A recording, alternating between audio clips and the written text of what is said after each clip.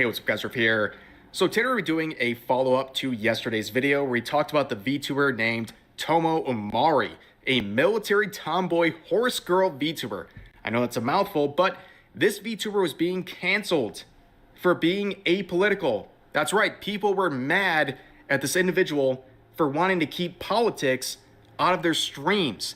Now, this individual in particular is not only a patriot, someone who loves her country, but is also an active U.S. military member.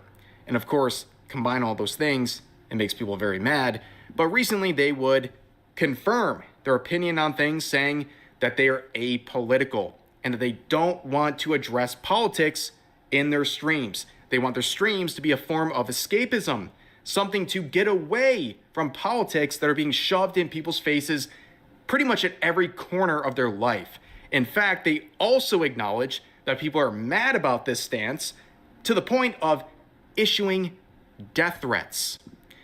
Now enter the antagonist of yesterday's video, Moemi, a rat-themed VTuber, which seems very fitting given everything we talked about yesterday. But this person made a very, I think, not so subtle threat by basically saying this horse-themed VTuber needs to be put into the glue factory because they want to be apolitical. Yeah, but they had a lot more to say in a recent stream. I just want to give you a taste in case you missed yesterday's video. This is what we're dealing with here. Fence sitting is cringe and actually is harmful. Yeah, but they don't see it as that because, again, fence sitting is what gets these people money. If you fence sit, you will get money. Why would anyone want to hear the harsh reality of the world when you could plug up your ears like a coward? Which Tomo is. Tomo is a coward. Just want to make that abundantly clear. So you become a coward. You don't want to challenge any ideas. You don't want to stand up for anything. And you get people like you see in that reply section. And you see how she replies to other people. She's a clown. She's a clown, and she's my personal jester at this point. She's getting dog-dicked by a Canadian that put her shit to light again, and everyone is rightfully criticizing her. Someone said she doesn't deserve hate. She's not getting enough, because I think that's a miserable person hiding behind her flag, and she's using it more as a shield than something to be actually patriotic about. So in addition to that struggle session, this VTuber would upload a video on Tomu, basically reiterating their position that if you are apolitical, even if you're an active service member, you're a coward, you're all these bad things. And as you can see, this video is going really well. It has 92 likes and 941 dislikes, a 10% like to dislike ratio, an absolute disaster. Like, I hope the 4.4K views were worth it. It's not. But since my video yesterday, they have turned the comments off. They don't even want feedback. And I'm sorry for the extended screenshot here. I stand by everything that's been recommended to me. Diesel patches, great. Leaflet with put them in the box, banger. And I got a cameo in that. Great video. Corn, awesome. And more stuff dunking on iDubbbz, great. And Smash JT talking about the advanced situation involving me and my wife, which, by the way, I watched to completion. Where is the red bar? YouTube is being very sketchy. But since then, Tomu has reacted by saying, bro, this horse is not listening. Good response. And then Moemi said when the brat makes people seethe with rage, and then once again locks the comments. No one can respond. This happens a lot where people think like they're getting some sort of an own. Dude, people are not seething. People are making fun of you because you tried to start a fight with a bigger VTuber and it blew up in your face. You didn't get the attention you wanted. You got attention, don't worry. But it's not the attention you wanted. No one's supporting you at all. You might have like 5 people seal clapping in support of your weird standoff against someone for being apolitical. But no, people are not impressed with what you're doing. In fact, if you were confident about what happened, you wouldn't be locking the replies, right? But of course, things are a little bit different on Reddit. Reddit is always fascinating. It's a fascinating space as a VTuber because any sort of common sense, any sort of rationality, it flies out the window when you go to Reddit. Reddit is filled with some of the most ridiculous people.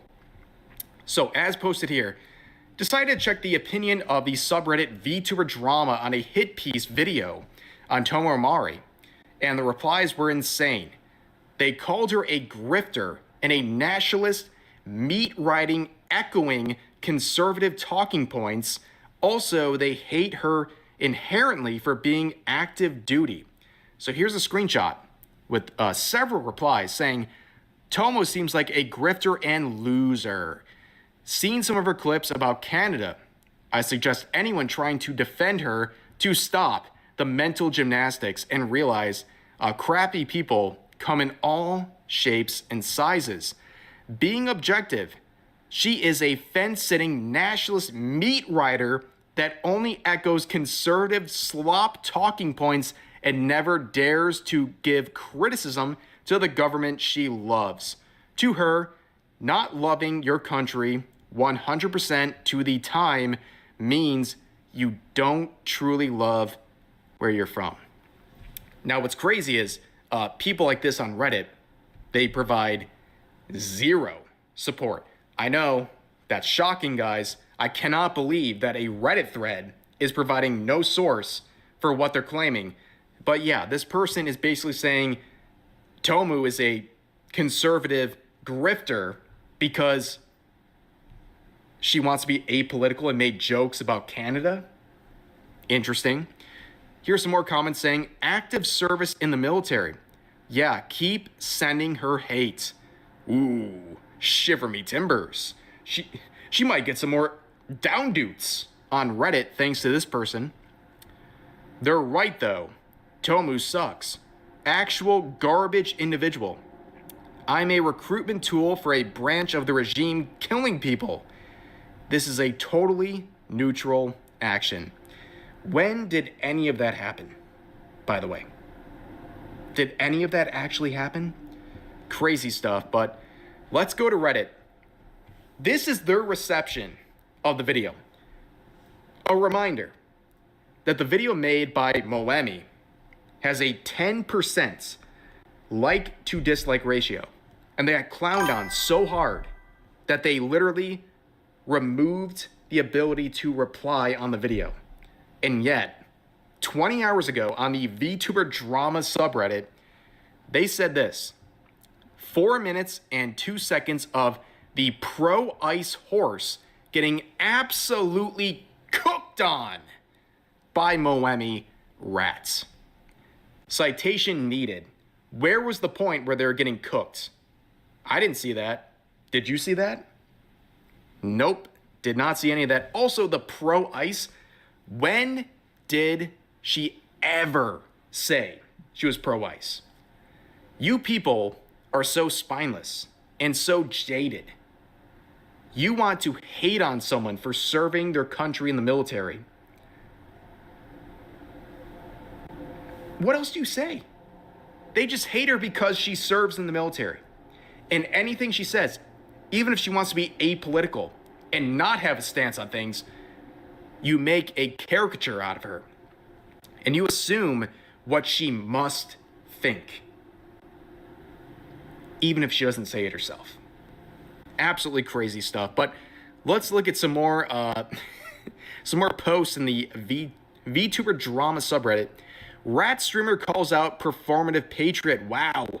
Let's see some of the comments on this thread. I'm glad these dumb ass VTubers come out as a grifter so I can avoid them. F ICE, F Israel, Rev can suck my D. Now, no thanks, first of all.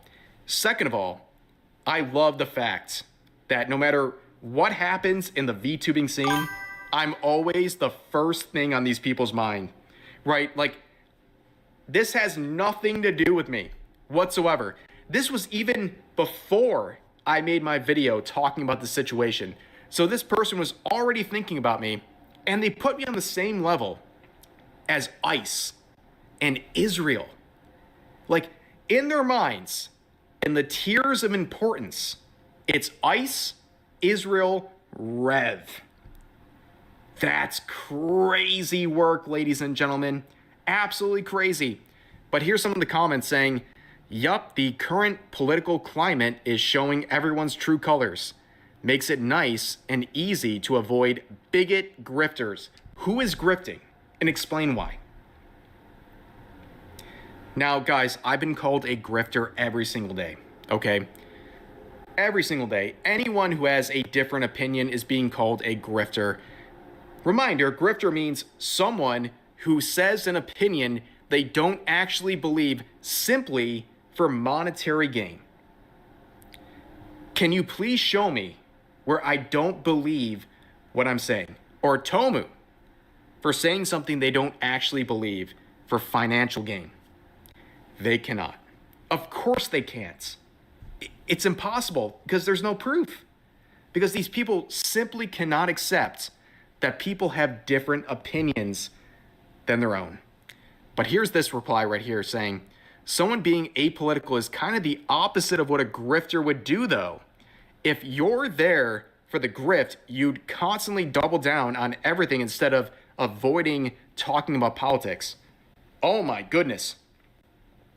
We found a sentient life form on Reddit. No, we found brain cells on Reddit. Oh my goodness. Down dude this person immediately. They're a free thinker. Absolutely crazy. Yeah. If someone was grifting, they would not be apolitical. It literally makes no sense whatsoever. Also, again, why am I involved? Why? I know people are fuming and crying about the advanced situation and they're celebrating the mistreatment I received. Well, guess what? That's not a reason to drag me into stuff that I had nothing to do with whatsoever. But, of course, as always, if you want to support me, the Patreon for me is blowing up, okay? People have been coming in with crazy levels of support, and also the super thanks on YouTube, crazy every single day. Ever since the advanced stuff, you can watch my video from 2 days ago to get some more context on what's going on here. But yeah, it's been crazy. Also, my first React video is going to be live within this week. Enjoy that bonus content. Please consider joining my Patreon if you want to check that out. But yeah, things are crazy. And of course, it continues on with Reddit. People are saying in a different subreddit or different thread on the same subreddit, I have no clue if Tomu is right-wing or not. I think that, yeah, her gimmick being US military anime girl does somewhat act as an advertisement for the military in a way that isn't apolitical. That said, it's completely understandable that she doesn't comment on ICE or the like, considering she's an active duty service member, and commenting on stuff like that publicly can get you in some severe consequences when you're active duty. Oh my God, another sentient human being who can understand some nuance? Congrats to this person, amazing stuff. But yeah, people are not too happy about that when they say, yeah, it'd be a good thing to boost VTubers who have made anti-ICE comments. Why? Like why? Why though? Why would that be a good thing? Whether you're pro or against, what's the difference? We're talking about like VTubers. Can't you just enjoy the whimsy of a VTuber who's apolitical and just trying to entertain you? Is that so hard to understand? Ladies and gentlemen, we live in a crazy time where a VTuber just wanting to be apolitical and entertain people without some ulterior motive or an agenda is so crazy to think about. I don't know, guys. But anyways, that's going to do it for today's video. As always, feel free to share your thoughts about today's topics in the comment section down below. Hope you guys enjoyed the video, and I'll see you next time.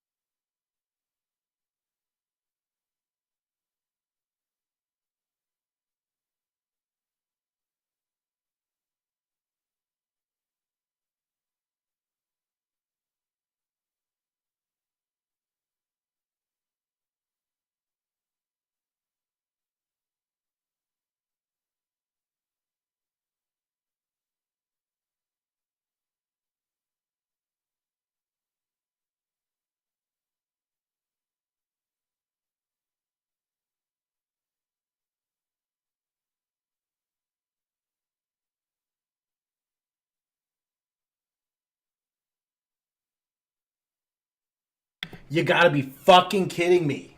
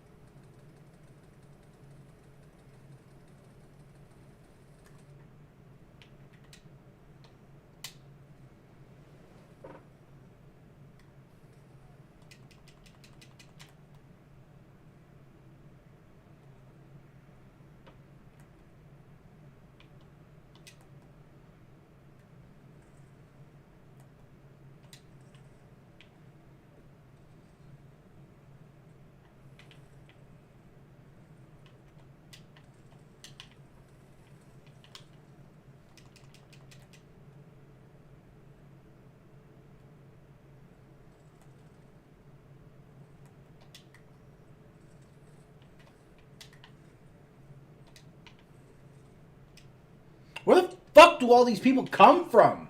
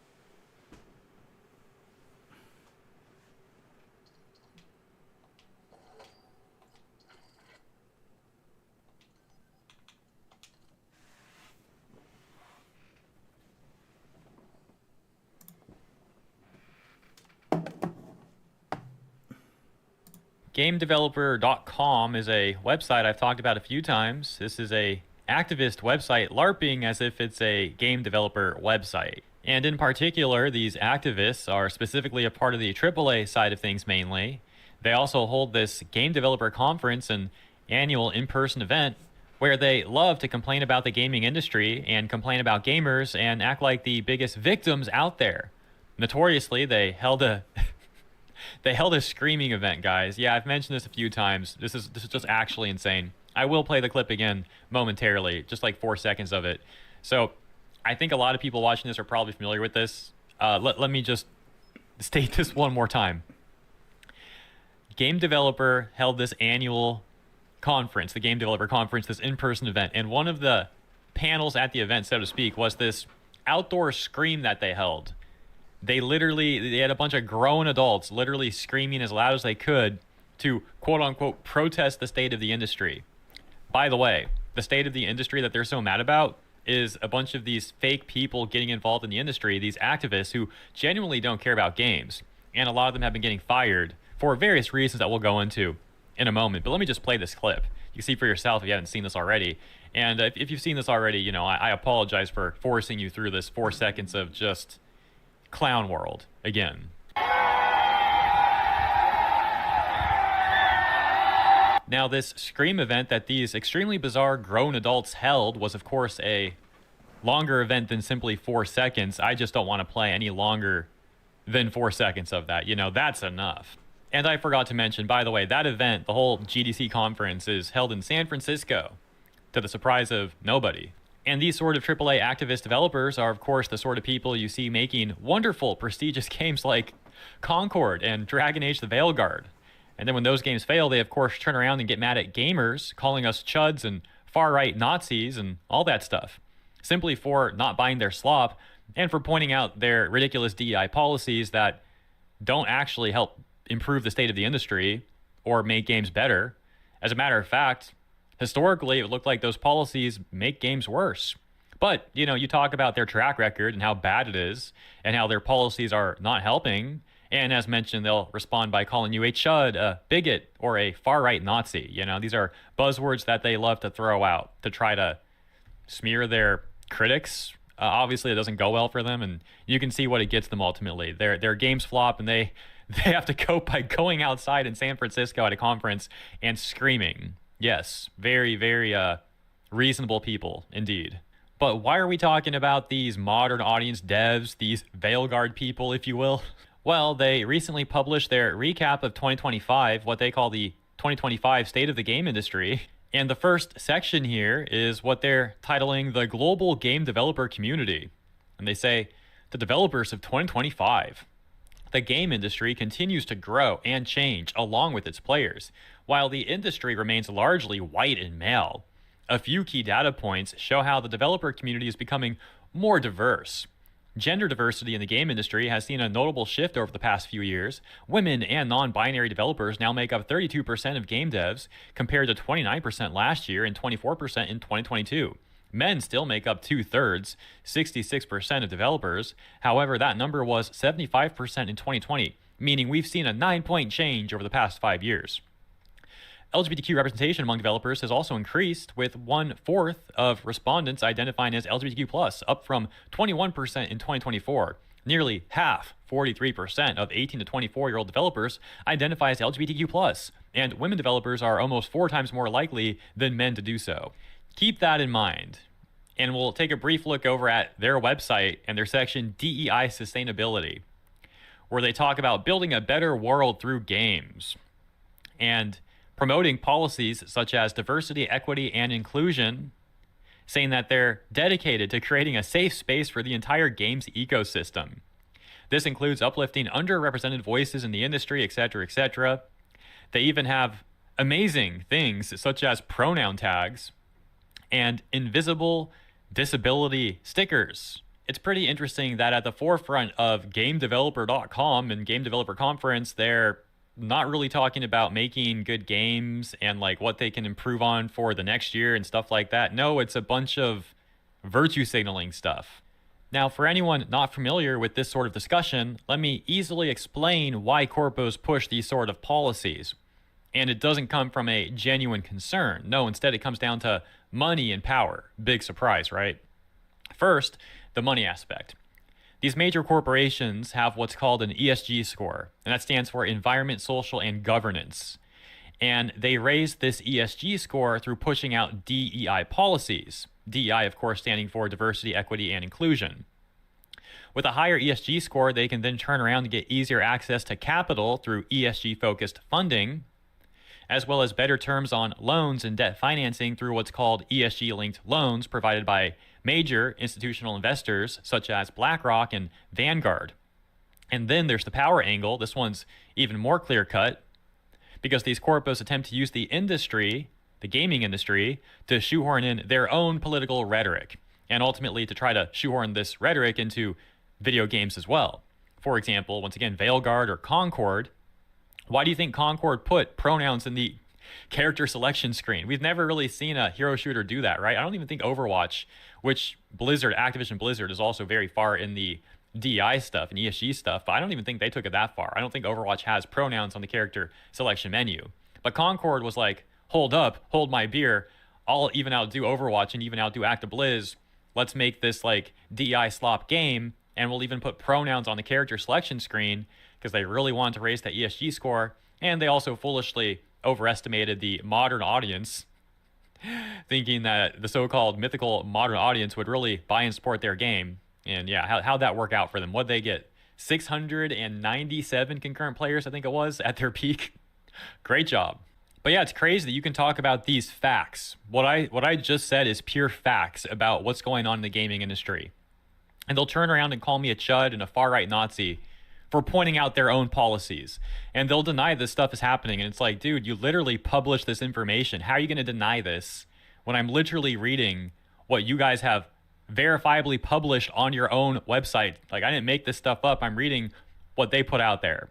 But, you know, they want to appeal to the investors. They want to appeal to these funds. And when gamers talk about this stuff, oh, here comes the hit piece. Here comes the smears. Here's something else interesting. Get this. GDC's parent company is a British corporation called Informa. And Informa also very heavily pushes DEI policies. So it's pretty interesting that we have a publicly traded British company, which, by the way, I think they have a market cap of around $15 billion when converted to USD. And through GDC that they own, they're actively making American games and Western games overall worse. And so keeping all that information in mind, all of that context about GDC and its parent company Informa and how various corporations push these sort of DEI policies to get ESG funding, et cetera, all that stuff, right? It paints a very clear picture going back to GDC's 2025 State of the Industry and how they published this document talking about how there's now less white people and less men in the gaming industry. Again, with a focus on AAA.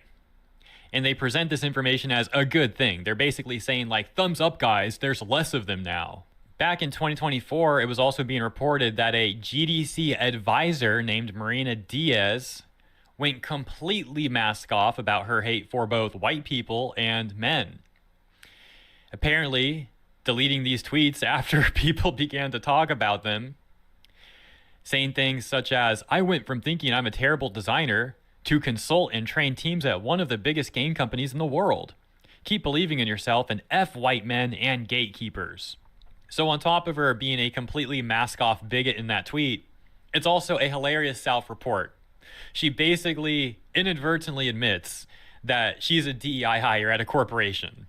Great job. In a different, allegedly deleted tweet from her, she talks about doing violent things to white men. Just a very weird and trashy individual, but completely par the course for the sort of person you would expect to be a GDC advisor. This takes us to Section 2 of GDC's 2025 State of the Game Industry, where they talk about industry layoffs.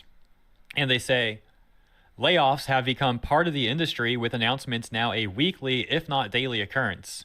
About 11% of respondents reported being laid off in the past 12 months. Altogether, 41% of game developers have been impacted by layoffs this year, up from 35% in our 2024 report. Now, again, GDC predominantly reports on the AAA part of the industry. That's what this stuff is really referring to. And that's where these layoffs are really occurring. And so when many AAA corporations hire so many of the worst people and engage in so many anti-consumer practices, it's no surprise that gamers will see news like this and view it as a good thing. And it does suck for the minority of actual good, genuine devs out there who get pulled into this mess. And to those devs, I of course wish all the best. But the industry has become so highly corrupt that this continued correction is once again a good thing. And I say continued because these layoffs have really been increasing year over year since around 2022. Because throughout 2020 and 2021, there was the so-called COVID boom, where AAA saw massive revenue spikes from people being inside during lockdown, and the general consumer spending increase, which was going up, I think, around 27% and 20% year over year, respectively. And so many AAA corporations like EA, Ubisoft, Sony, Microsoft, et cetera, began to rapidly hire, and investors were dumping money into these corporations, including ESG capital firms, which resulted in a further proliferation of DEI policies in AAA and the influx of DEI consultation firms like the notorious SBI. They all saw it as very easy money. And it turns out that these corporations overhired and overspent. Many budgets and salaries became massively inflated. And by 2022, the COVID boom started to slow down. And by 2023, revenue had dipped significantly. So there was suddenly this desperation in AAA and the start of these layoffs in AAA that GDC has been lamenting for years now. And these major AAA corporations also had the bright idea at that point to double down on DEI in a desperate attempt that ESG funding could offset their declining revenue and sustain their bloat from overhiring during the COVID boom.